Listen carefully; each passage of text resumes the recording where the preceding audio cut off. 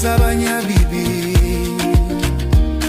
ikarane mu ntebe y'abakobanyi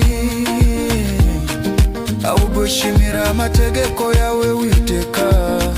ku mpera z'umunsi no mu ijoro ayazirika ku mutima